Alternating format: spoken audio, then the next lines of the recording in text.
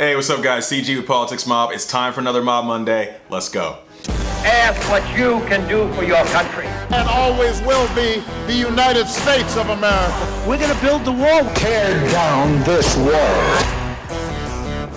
All right, as always, I'm gonna start with the stupidest thing that I saw all last week, and that was Michigan State University. And no, that's not because I'm a massive Ohio State fan and have a genuine dislike for every other school in the Big Ten. It's because what Michigan State did was legitimately stupid. All right, so if you guys remember this asshole, Larry Nassar, he's the molester slash raper slash sexual assault guy that molested and raped over 100 women between his stints as the doctor for Team USA Gymnastics and as a doctor for Michigan State University as well. He was convicted of molesting over 100 women in 30 years. Now, the problem with Michigan State University is that we found out last week that they paid $500,000 to a PR firm to monitor the social media activity of some of his accusers. You heard that correctly. They paid money to have people check up on the people that were accusing this jackass of molesting them. Let's worry about the college students whose fucking privacy was violated, not the actual villain, the actual criminal, the actual douchebag that did the crimes. Shame on MSU. All right, Monday, Twitter and the internet in general were exploding because we found out that there is going to be a question on the 2020 census that asks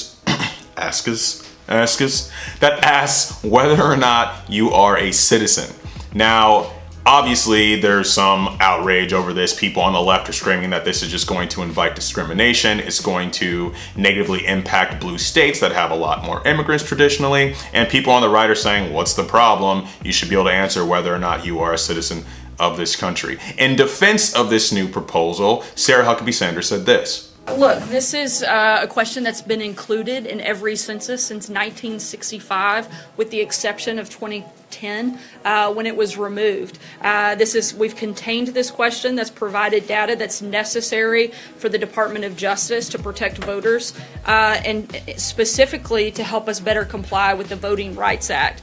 All right, so I want to break this down really quick. She got something really wrong here, and not typical Trump administration press secretary wrong, like, oh, you know, fudge this up a little bit. She really messed up the details here. So I want to break this down for you, give you the actual truth of the history behind the "Are you a citizen?" question in the census. All right, so the question was always on the census, dating back to whenever, to 1950. Then starting in 1960, we started eliminating the question for everyone unless you lived in New York or Puerto Rico. Then in 1970, we started having two forms. There was a short form census and a long form census. The long form census still had the question, are you a citizen, on it. The short form census did not. However, it's important to note here, 80% of people that fill out a census form filled out the short form, which means 80% of people were not being asked the "Are you a citizen?" question from 1970 until 2010. Then in 2010, the census changed and we got rid of the long form census. So now everyone's census was the short form census, which never had the question to begin with. So when she says these things that started from 1965, is very misleading and it's highly inaccurate. So what they're doing is putting the question back. Fine, good for them. But be factual. Speak the truth when you speak to the American people. What she's saying is not correct. And I have no idea why she mentioned 1965 as a baseline, since the census only happens every 10 years and it's always on the 10th year. So it's always 1960, 70, 80, 90, 2000, etc. So I have no idea what she's talking about, and she's dead wrong. All right, so the big news out of Tuesday was that former Supreme Court Justice John Paul Stevens penned a provocative essay in the New York Times saying that the Second Amendment should be repealed. Obviously, there was a lot of debate and discussion about his essay. I actually saw some conservative commentators saying that they applauded his efforts. They didn't agree with him, but they appreciated the fact that he's actually recommending constitutional remedies as opposed to kind of watered down gun control and possibly taking someone's rights away. You'll probably remember a few weeks ago, if you were watching this, that I said this. Let's get this clear. Nobody has ever, will ever try to take away your Second Amendment rights. I still agree with that. I still think it's almost impossible that the Second Amendment gets repealed. Now, I will obviously admit to anyone watching that John Paul Stevens knows a shit ton more about the Constitution and constitutional law than I could ever hope to know, would ever want to know, honestly, but I still maintain my opinion. I do think that he is completely valid in his argument, saying that he thinks it should be repealed, but knowing what the process is to repeal an amendment, I just don't ever see that happening. All right, on to Wednesday. Laura Ingraham, a Fox News host and personality, has been in the news because she criticized David Hogg. If you're not familiar, David Hogg is one of the outspoken survivors of the Parkland shooting in Florida. He's a senior in high school, currently 17 years old. And the reason why Miss Ingraham is in the news is because she openly criticized Hogg on social media, on Twitter, saying the following: David Hogg rejected by 4 colleges to which he applied and whines about it. Dinged by UCLA with a 4.1 GPA, totally predictable given the acceptance rates. What she's saying is that even though David Hogg is obviously an accomplished student, it's very hard to get into a top 25 school like UCLA, so it shouldn't be surprising that he was rejected.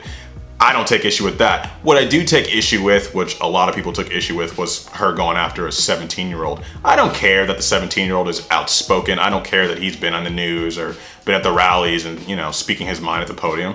He's still 17 years old. I mean, what's the point? All right, moving on to Thursday. Laura Ingraham is apologizing after publicly taunting a Parkland shooting survivor over his college rejection. Any student should be proud of a 4.2 GPA, including David Hogg. On reflection, in the spirit of Holy Week, I apologize for any upset or hurt my tweet caused him or any of the brave victims of Parkland. For the record, I believe my show was the first to feature David. Immediately after that horrific shooting, and even noted how poised he was given the tragedy. As always, he's welcome to return to the show anytime for a productive discussion. Regardless of that, a lot of people have now called for Laura Ingraham to, step down. That's obviously not going to happen. But people did boycott her advertisers. David Hogg, being the savvy Paul that he is, although he may only be 17, tweeted out to his more than 600,000 Twitter followers who her top 12 advertisers are, and people immediately started boycotting in response to her picking a fight with a kid, essentially. More on that later. More importantly on Thursday, and I do say more importantly, no offense to David Hogg, Laura Ingraham, whatever, it's all nonsense, gonna blow over soon. More importantly on Thursday, we got some news from the EPA. If you don't know what that stands for, it stands for Environmental Protection Agency. And what we learned is that the EPA is going to be rolling back their fuel emissions and standards for pollution when it comes to cars. The Environmental Protection Agency is rolling back its environmental protections. What? No! Oh, and to make things better, we also found out through some leaked emails that employees, people that work at the EPA, have been directed to mislead the public and the media when it comes to the facts on climate science. The EPA doing the least EPA of things. Friday was a nice day. If you guys celebrate Passover, that was obviously the beginning of that, so hope you're having a good time with your family and friends and loved ones celebrating that holiday if you do so. But Friday also saw Laura Ingraham do the classic backtrack. I'm gonna say what I want. I don't care about the internet. I can speak my mind. What? Advertisers? What? I'm so sorry. Look, David Hogg, you're dope. I loved you. I always loved you.